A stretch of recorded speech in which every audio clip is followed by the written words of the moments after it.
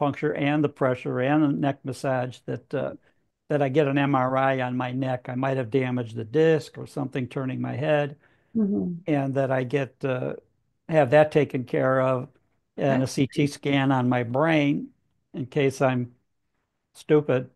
We're fine. Uh, All they right. try to do that. All So right. anyway, I have that scheduled, but not the doctors are all booked until June. Cool. That's good So for I'll you. get that later. So meantime, I've been, rubbing painkiller on it and moving my head slowly around in circles, trying to loosen it. So it's much better. I can turn my head now. That's Uh, the problem was at the first couple of days, I couldn't turn my head to the right. I could turn it to the left easily, it will but take some so I time. didn't want to drive because I couldn't turn my head to, Right. see if traffic is coming. Oh yeah. But That's now that's better. I could drive if I wanted to right now. great. All right. Well, let's start. Ladies and gentlemen, welcome to Cheyenne's Forum. Today is March 18th. Wow, time flies. And Yeah. welcome my dear friend Tom. Tom, how are you? I'm fine. Thank you. How are you? Very good. Thank you so much, Tom, having the interview with us. And we have so many big things happen during this week, and especially today, we're waiting for the JFK files and also some other big issue. But before that, I would like to introduce Tom. Tom worked in FBI for 30 years, and he worked as the assistant director of FBI for 5 years, and he's retired right now. And thank you so much again. And Tom, I know that Fox actually interviewed you yesterday regarding a case that American college girl missing in Dominic Republic, right? The country. And Right. still we didn't find it. And what happened? And also, you just mentioned that we have some very special and great benefit as a U.S. citizen, which I think lots of people never heard of. So, would you mind tell us a little bit about the case? And Okay. yeah, thank you so much. My last 5 years in the FBI, I was in charge of the international program. Mhm. And as an assistant director of that division, I was in charge of all FBI offices outside the United States, Right. located in embassies and consulates around the world. That was about 80 offices. Um, Now, one of the things in that position was that if an American citizen travels anywhere in the world outside the US and is the victim of a serious crime, murder, rape, robbery, is injured, in that situation, the FBI has been declared by US Congress as the primary agency to investigate it with permission of the host country. Obviously, you can't just invade and go in there, but um, prime agency and has FBI has primary jurisdiction. Mhm. So, in the recent case, you have a young lady, 20 years old, from Chantilly, Virginia, which is about 8 miles from where I live, and she is attending University of Pittsburgh, and she and five of her girlfriends went to Dominican Republic on March 3rd to spend spring break there. Mhm. Beautiful island and nice and warm and all of that. Anyway, she's down there and she meets a boy who's a student at another American university. The boy is an American citizen. She is not. She's a permanent resident, Ah, I see. yeah, as it turns out.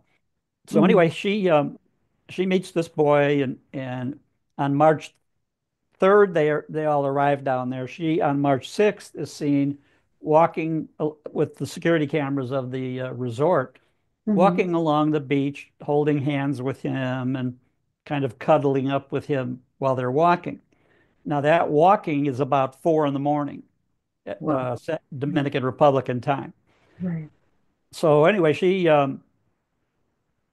his story is they're walking and they get hit by a big giant wave and they're walking in about 2 or 3 feet of water. They get knocked down. He swallows a tremendous amount of seawater. She's under a little bit. He helps pull her ashore so they don't get Mhm. swept back out to sea. So anyway, he during the few hours following that, and this again about 4 in the morning, Mhm. He claims that he was vomiting on the beach. He was sick from the seawater. He passed out.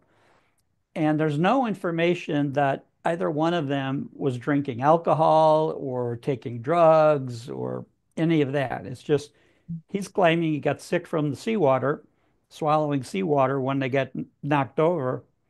And then he wakes up a little bit later and she's apparently walked away, possibly going back to her room.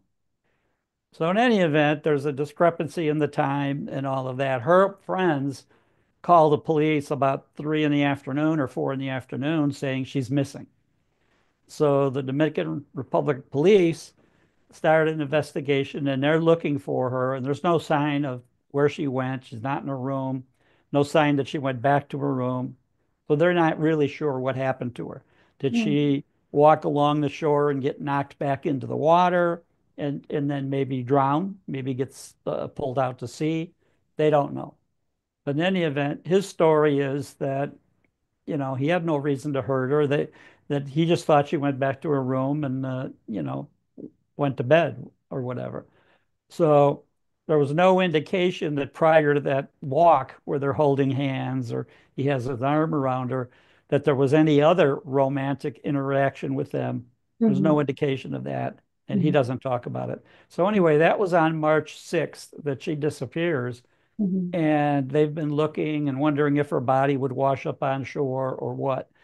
In any event, um, in the interest of mutual assistance, the FBI, which has an office in the Dominican Republic, in their mhm, capital, Santiago, the FBI, along with Department of Homeland Security, DEA, and then from here in Virginia, Loudoun County Sheriff's Office sent mhm, 2 investigators to the island to investigate this. mhm. So everybody down there is trying to figure out what happened. There's no indication of foul play or good play or anything else. It's just she's missing, and one of the theories is that maybe she drowned. Now, the boy, the st male student, is going to a different university in the U.S. He is a U.S. citizen. He's Mhm. 24 years old. She's 20. Um, so, in any event, he was free to go for a long time, and they didn't suspect. He wasn't declared a suspect. Mhm. And a lot of times, law enforcement around the world use, like the FBI, will use the term person of interest. Right. Well, that's a distinction without a difference or difference without a distinction. Mhm. To me, they're kind of interchangeable terms. Mhm. But he's a person of interest, according to the Dominicans. So Mhm. finally, 2 days ago, they take his passport away. Oh,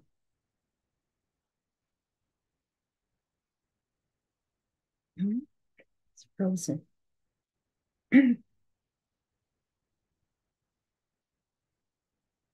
Tom, In any event, under that law in that I'm sorry, country, Tom. You've been frozen for about 20 seconds.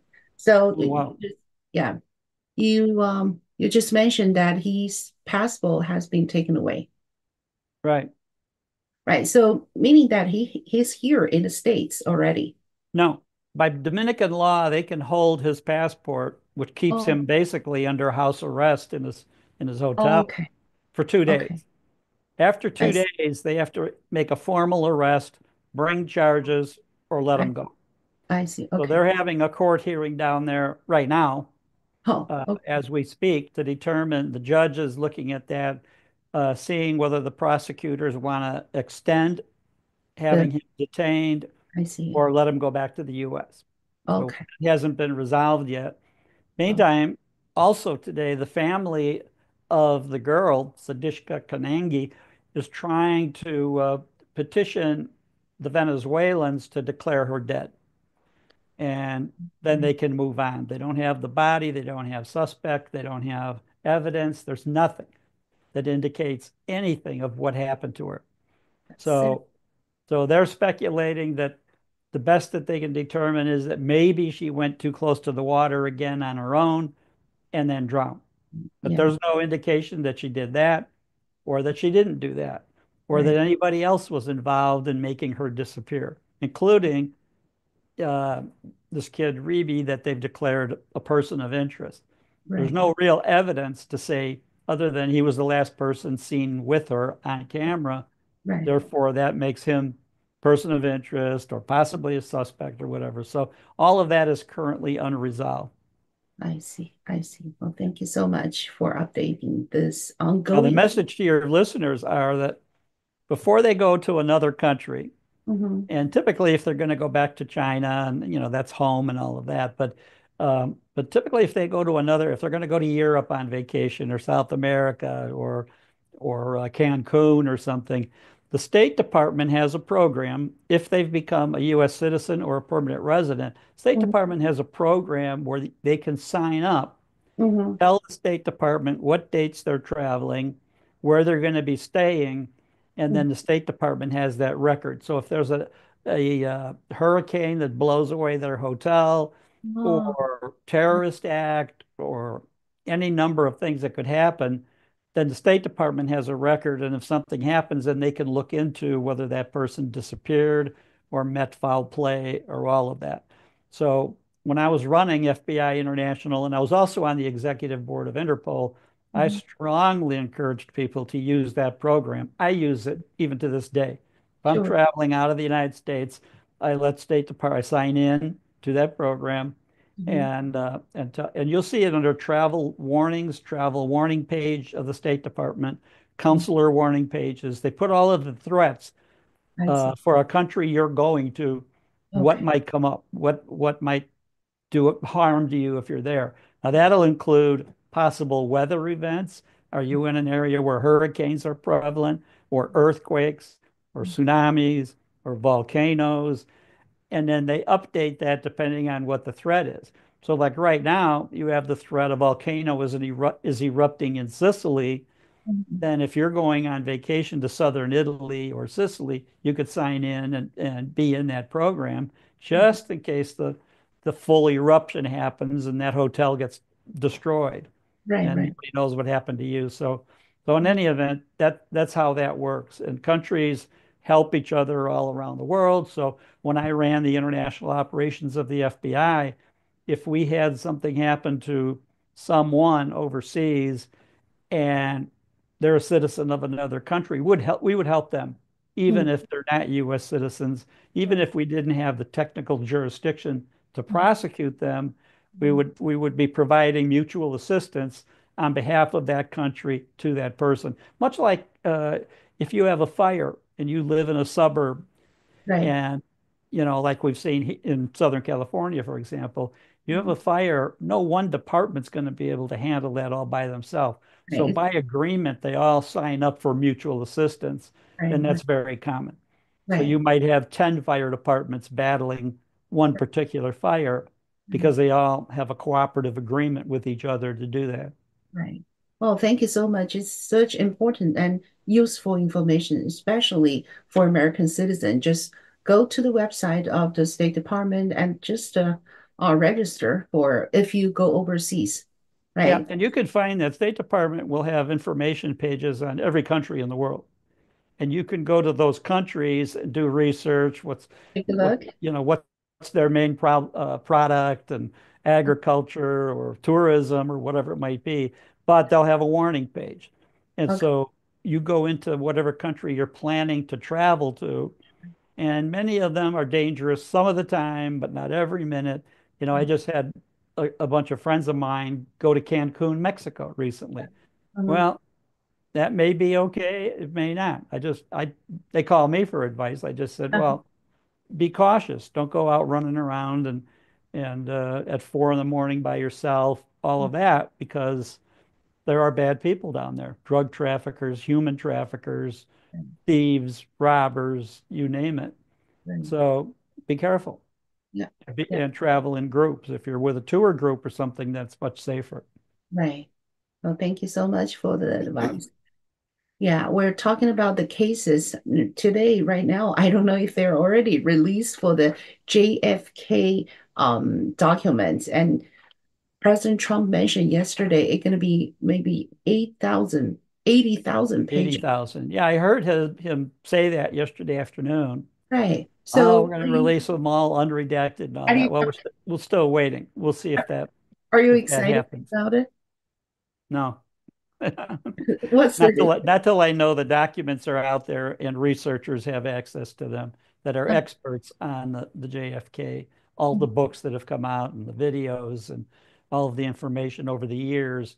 So Mhm. until I see analysis from people I respect, you know, Right. I'm not calling Trump dishonest, but Uh-huh. I'm just saying he's kind of declared in the past that he's going to release all these things and then Mhm. there's some delay or some nuance to why it didn't happen, and why it didn't happen during his first presidency, where he said he was going to do it. He Right. gets a visit from Pompeo, who at that time was head of the CIA, And then he and says, then he no. changed his mind. He said, "Well, if you saw what I saw, you would agree." Right. Well, okay, until we know what you saw, we don't agree. Right. Point is, you were going to release the documents in 2017 and didn't. And Yeah. now here we are, 2025, you're going to release them again. Okay, we'll believe it when we see it. Yeah. Let's see. So people mentioned that I think maybe 80%, 90% people involved that case has already passed away. So Oh, it's pretty much all of them. In this case, in a lot of cases, the government withholds releasing documents if people are alive that were still alive at that time, that right. they could be involved or they could be suspects or all of that. As Right. you say, no one is still alive that they know of that was Mhm. alive in 1963 that could have been involved in the case. Mhm. The one entity that is still alive, CIA. And The so entity. the issue there is, are the files very damaging to the CIA and possibly implicating them?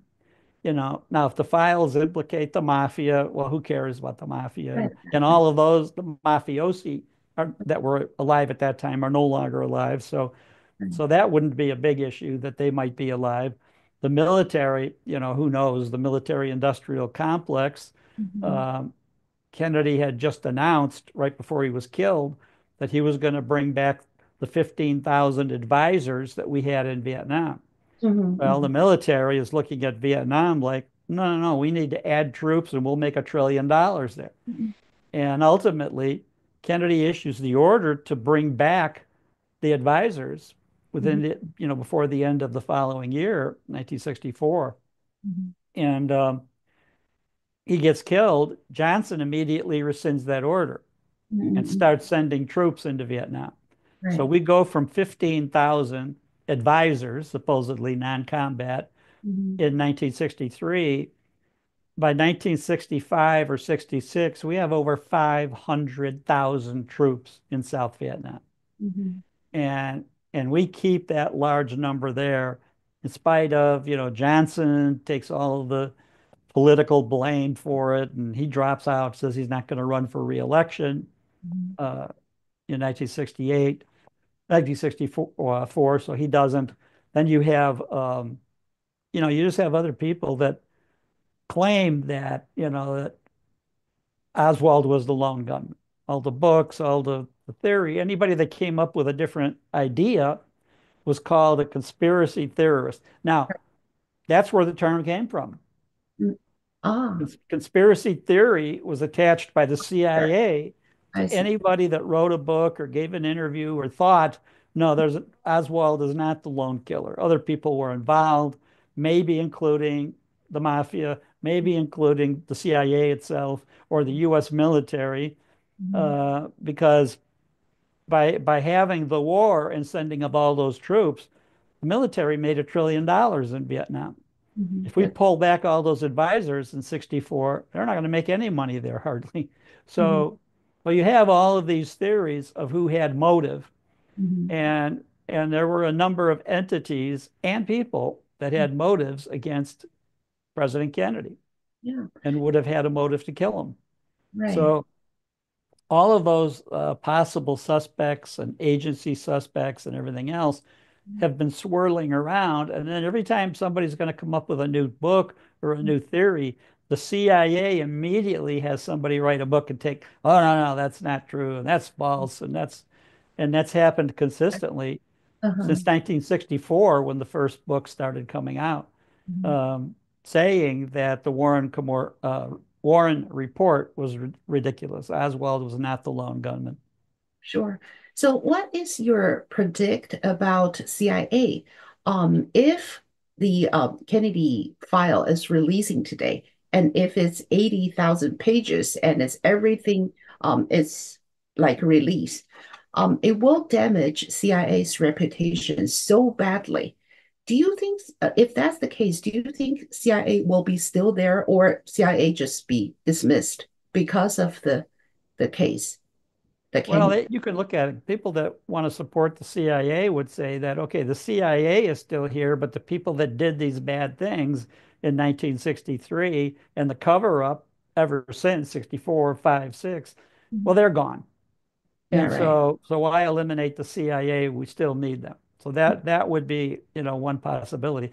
What some of the things that could be really damaging is that Oswald, there is so much evidence that Oswald was an agent of the U.S. government. Mm-mm. And so in the late 50s, the CIA had a program where they were recruiting naval officers, Marines, which Mm-mm. Oswald was one, and they were assigned at the U.S. Navy base at Tsugi, Japan. That Mhm, base was the airfield and the air traffic control for the U-2 spy plane flights that flew over the Soviet Union at the time. And so Oswald was involved in that. He would have knowledge of those U-2 flights. Now, Oswald later, he makes all these public statements that he's a communist and he wants to re rescind his citizenship, turn in his passport, and go to Russia as a communist spy. Basically, he wants to join the Soviet Union, and he does. mhm, So that could come up. That could be. Now, the office in the U.S. government, there were about 12 to 14 naval personnel that mhm, joined this program to say, I'm not an American anymore. I don't like the US. I want to be a communist. I want to go to the Soviet Union. And mhm, about 12 to 14 of them go. mhm. Well, meantime, the KGB in the Soviet Union is aware of the program. Right. So when these guys go to Office of Naval Intelligence, which is like a subsidiary of the CIA, and want to join this program and do join it, turn in their US passports, travel to Moscow or other cities in the Soviet Union, and that's accepted. And then but the KGB knew it. So what they would do is somebody like Oswald would arrive. Well, the head of the KGB in Minsk, Belarus, which was a province of the Soviet Union, still is the capital of Belarus, Minsk. Um, he arrives there. The head of the KGB in Minsk has, a close relative, Marina, who they pair her up. Mhm, And as these American sailors arrive or Marines arrive in the Soviet Union, the KGB is pairing them up with beautiful young women. right. And the Right. idea there is that if they get married, then after a year or two, the sailor says, oh, I'm not a communist. I want to come back to the US. I want my passport back. I didn't mean it, or, whatever reason. And now I'm married to a Russian girl and I want to bring her back with me. Mhm, And the Soviet Union allows that, knowing that the couple comes back to the US, then within a short time, they have her kind of put herself in the position to be abused by her husband, so that mhm. if he hits her or does something bad to her, then she can file for divorce. Now she's in the United States, and she could travel all over freely as a Soviet spy. Right. And so that was a very well-oiled machine, let's say, on the part of the Soviet Union to set up female spies to come into the U.S. Um, with their husbands, who they get rid of The quickly old, when they get here. the there is a saying that the old way always works. Yeah. Yeah. Well, the expression honeypot, Yeah. these young honeys come back with their husband and they're so happy and they're going to have a great marriage and then get rid of the husband. Now Oh, they're free to spy on the U.S. right. So anyway, one of the theories of the documents that are still being withheld that would implicate the CIA, or in this case, naval intelligence, Mm-hmm. a subsidiary basically of the CIA, Mm-hmm. is that there would be records in there showing this program, Mm-hmm. showing Oswald being involved in the program, and that he didn't truly defect. He went back, he went to the Soviet Union really as a member of U.S. intelligence. So that's, among the theories of the documents that could be discovered. Wow. So this is they're very well planned, Yeah. very well planned, the whole thing. So, An interesting, one other aside on that. mhm, If you're back in those days, if you applied for a U.S. passport, even as a U.S. citizen, it would take months. You wouldn't right, get it right away. Still, right, to this day, I think it takes months, and they claim, right. If you you have to look at pay the extra if track, you yeah, want it expedited to be less than 2 or 3 months, or uh-huh, 5 months, or 6 months. But in yeah, any event, when he decides to come back to the U.S. and mhm, he's going to be a loyal U.S. citizen now, he mhm. applies to have his passport returned.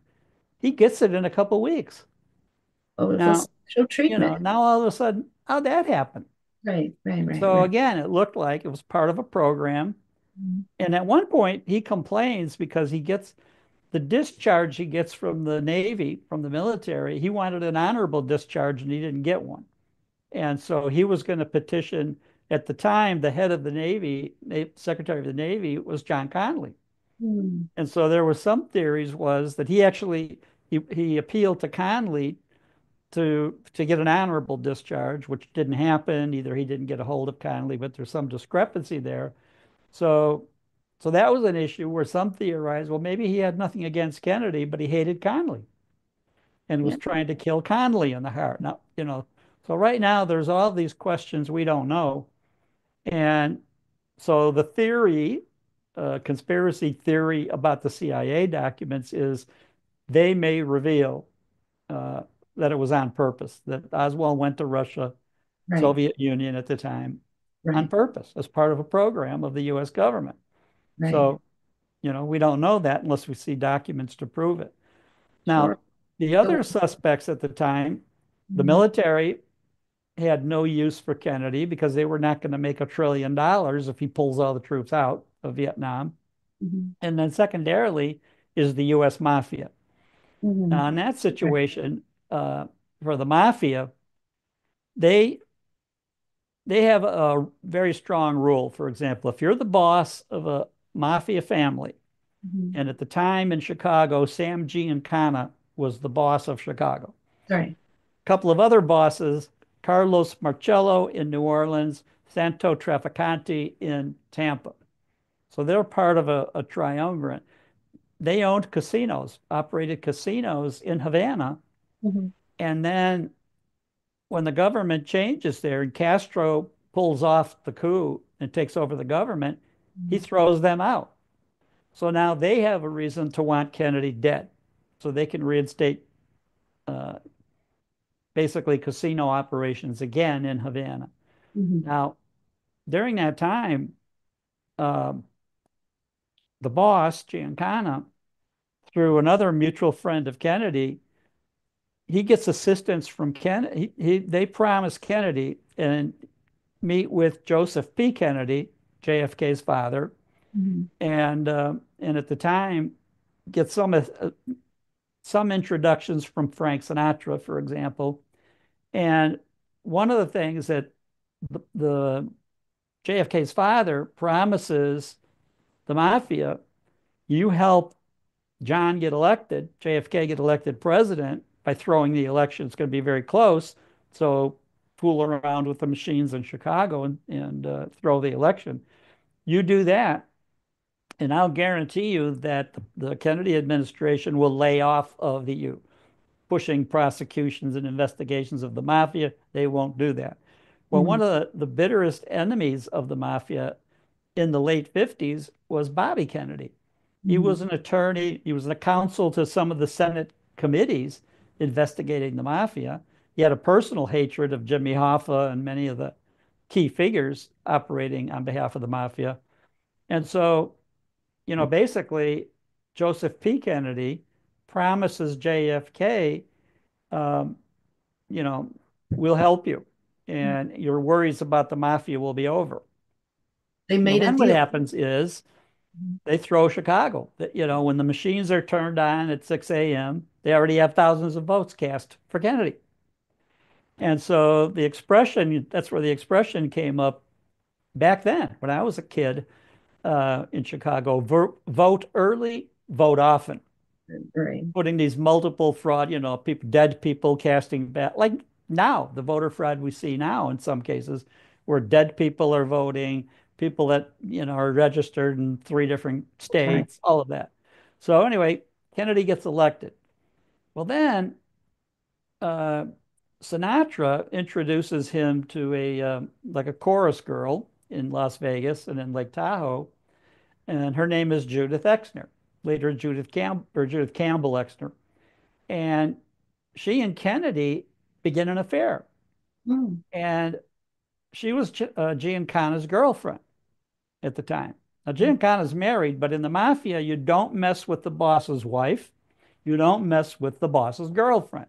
mm, But now here's Kennedy himself violating one of the prime laws of the mafia by having an affair with Giancana's girlfriend, mhm, Judith. And this affair is similar to some of the recent ones that we've heard about. She visits him in the White House, and they have liaison in the White House. And then that afternoon, she flies home to have dinner and be with Giancana. She's He busy. becomes aware of this affair that they're having, and Mhm, he's livid about it. And that's, another strike against him. So, and then the military knows he's going to pull out of Vietnam. The mafia, Giancana is mad.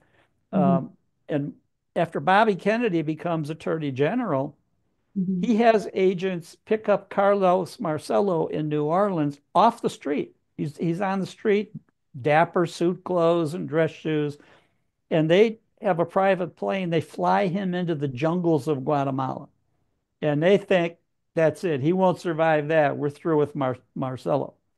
Well, he does survive, and he makes it back to New Orleans within a few months. oh, So now the FBI yeah. is intercepting phone conversations between Giancana, Mhm, Marcello, and Trafficante in Tampa, mhm, talking about how this is all terrible. What's happened now with JFK's administration mhm, going against them, reneging on the promises and trying to hurt them. So in those conversations, they Marcello and the others, one of the others, I don't remember which one said what thing, but it mhm, was said that we need to kill Kennedy. mhm, And I mean, we need to kill Bobby Kennedy. mhm, And I think it's Marcello or, one of the wiser heads said, if you do that, you kill Bobby, we're going to have 10,000 FBI agents working against us trying to investigate his murder. He's mhm, the sitting attorney general of the United States. On the other hand, if you kill the president, the next day, Bobby is another unemployed lawyer in Washington. No mhm, more power. mhm, And they knew that Bobby and Johnson hated each other. So that mhm, would eliminate Bobby from having a future.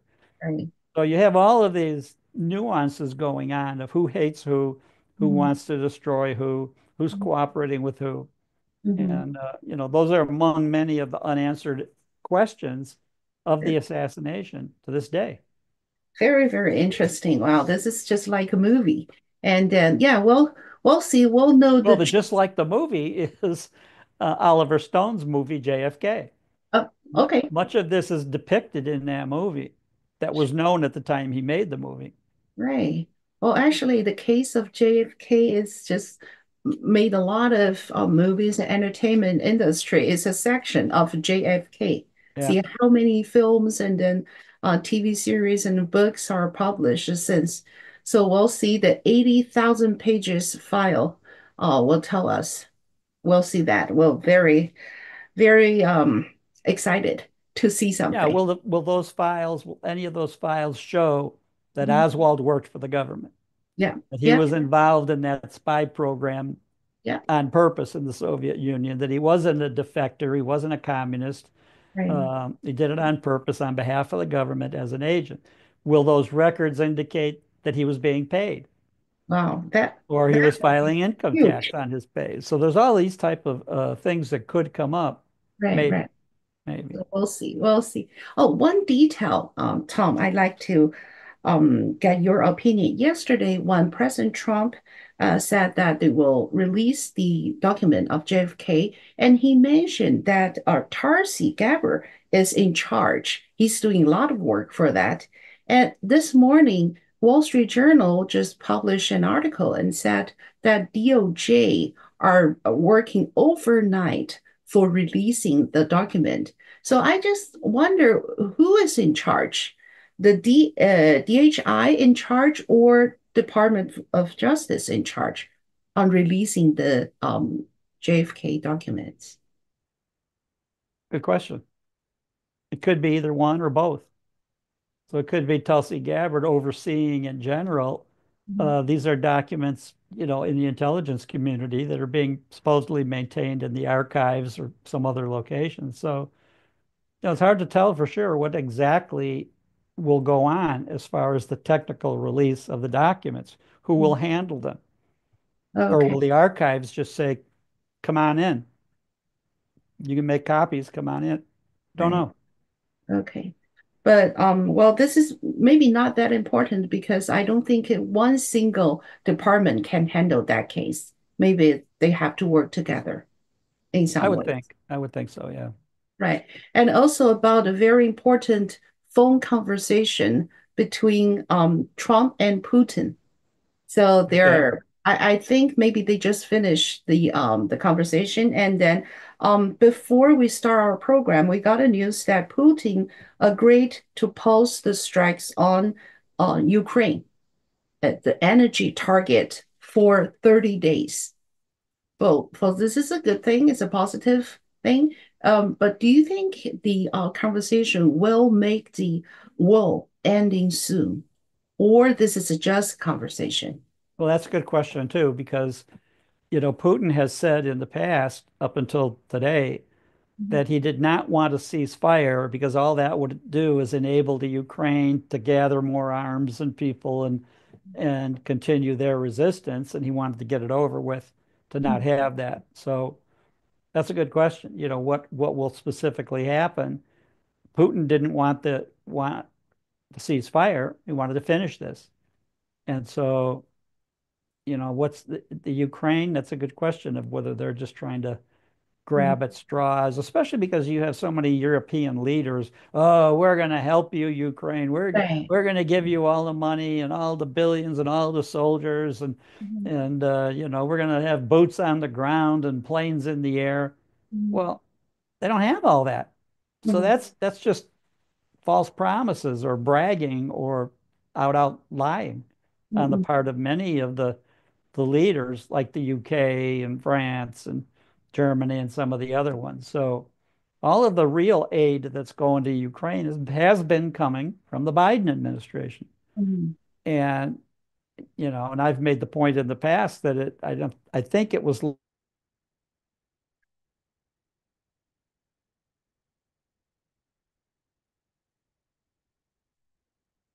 It's frozen again. Sorry about that. Let's just wait for a few seconds. I think Tom will. Yeah, Tom, I'm sorry. It's frozen again, and you just mentioned that you made your point, which is, and then it's frozen. okay. That means they want to listen to your opinion once again. Okay, where did it go dead? Yeah, What part did I? yeah, you just said that I mentioned before. So actually the Europe leaders are saying that we're going to support you, but they don't Yeah, have the any. European, you're right. The Europeans are making all these promises to fire up Zelensky and the Ukrainians. We're going to give you boots on the ground and planes in the air, all of that. Well, they don't have boots to put on the ground. They don't have planes to put in the air. So Right, they're not in a position. So they make all these promises and then turn around and say, oh, by the way, the U.S. will have to do it. right, right. Exactly. And I think Trump is basically saying, Biden's gone and I'm not going to do that. So it seems like if the situation is depend on US, then I think Trump Absolutely. has the card. Yeah, and many people knowledgeable are saying the way to get this over with is for the U.S. to stop sending aid to Ukraine, cut them off. Yeah. And the other question is Zelensky canceled their election a couple of years ago. So he's never Mhm. been reelected. He's not technically their president. So now, Right. Exactly. he's running around representing himself and trying to make all these deals for the Ukraine. And technically, he's not really the boss. He's not really the president. So, that'll be another factor. And I think that Trump is kind of looking at some point here, Zelensky and Putin have to make this stop. I mean, Zelensky in particular has to stop Mhm. provoking and everything else. And the one thing interesting with Ukraine is you have such a difference of opinion of who started the war. Mhm. And many people knowledgeable of it said the United States started the war in Mhm. 2014, Mhm. 6 years before Putin invaded, by basically throwing out their government. They had elected a president who got along well with Russia, Mhm. and we caused the coup that caused him to be thrown out. Mhm. And a new president was installed, and then he was succeeded by Zelensky. Mhm. And, so people are saying, wait a minute, it's the US and the British, MI6, and the CIA engineered this coup in 2014. And ever since then, Ukraine has been on the march to war with our help, Right. with our money, Mhm. with all our support, Mhm. and then our support of NATO as well. And I Mhm. think that that's where the problem has come in, is that all Europe and NATO and these countries are making all these promises that they can't keep. Only the US can keep all these promises. Right, right, right. So this is very interesting and weird situation. For example, you mentioned about the European leaders always give the empty check, empty promise. Um, are they just don't have the resort that they promised to give Ukraine, or they're just very smart, just gave the promise beautiful words, but have American give the real money? Which Well, one? time will tell, because if the US steps in and fills the void that they're leaving, then yeah, they were smart. They were real smart. Yeah, they don't And spend if we money. and if we do that, then we're stupid, very stupid. Right. So, we can look at this, and I think time will tell. Mhm. We know that Trump is a master negotiator, and Mhm. that much of what he's talking about and doing and all of that could be, and including the points in the conversation with Putin today, could be just that, Putin, you and I are in a position to stop all this. But you Mhm. have to do what you have to do. And Putin has basically been telling the US, stop sending them money and guns Right, right, and right, bombs and planes and everything else. And so we haven't. And at some point, Trump's going to have to make up his mind if he really wants to stop the war or not. right, right, right. Well, also, the time is almost on up. And then also, actually, a very important question I really like to ask you about not John Robert, the chief judge. He actually talk about he's not talking about he blamed President Trump for violating American legal practice dating from the founding because President Trump called for impeaching the federal judge who issued a temporary order against the administration deportation plan. So John Roberts is not happy that President Trump like to impeach this judge. So what do you think about that? I think there are provisions for the impeachment of a federal judge. Now, in the past, it was, when I was still in the FBI, you had federal judges in Florida taking bribes from drug traffickers. They could be impeached, they could be prosecuted. So Mhm. there is a provision in the Constitution that allows for judges to be impeached. Right. Now, in the case of Roberts, making those statements that Trump is going too far, well, we don't know if he is. I think Trump is trying to get some of these issues up to the Supreme Court, especially when you have local district court judges making, Right, orders to the Trump administration that affect the whole country, that affect the executive branch's right, ability to wage war or right, peace or foreign policy, right. even assistance, whether we give grants to countries or any of that. So, and I just saw a meme. I can't remember if I mentioned earlier. I saw a meme today. Mm. Um, the Daily Beast where they say that, or I mean, the Daily Bee, where they say fictitiously, it's a joke, that a federal judge has just issued an order that the government must take those astronauts back to the space station. Well, they're already right now almost on the Earth. They're supposed to land in about 2 hours in the ocean. Right, So, but just a joke that these judges are extending their authority way beyond what they have and what they're allowed to right, do. So right, that'll be another issue of how far that'll continue. And Trump's going to fight back. Now, right, he's not, you know, doing anything illegal, but he's going to question those and take it and try to appeal it to the court right, system and up to the Supreme Court. So we'll see how far that gets. right, right. But if these local judges prevail, that eliminates the president's constitutional authority for foreign policy. Exactly, exactly. So, And so I also, don't I don't think these local judges are going to get away with it. yeah. And also, I have a question, like a personal question. Is it appropriate for the John Roberts to make this kind of statement at this moment? Uh, well, who's going to stop him? You know. Well, good So, question. Good question.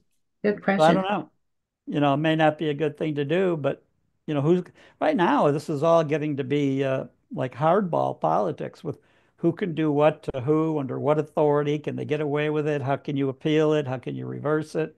Right. Uh, I Yeah. think I think it's going to be very interesting times, the days ahead. So if the judge the federal judge appealed this case to the Supreme Court, do you think Trump gonna win the case? I think, yeah. It should, right? I think because it's clear that, the division of responsibility and authority within the three branches, the separation of powers Mhm, between the judicial branch, the executive, and the legislative.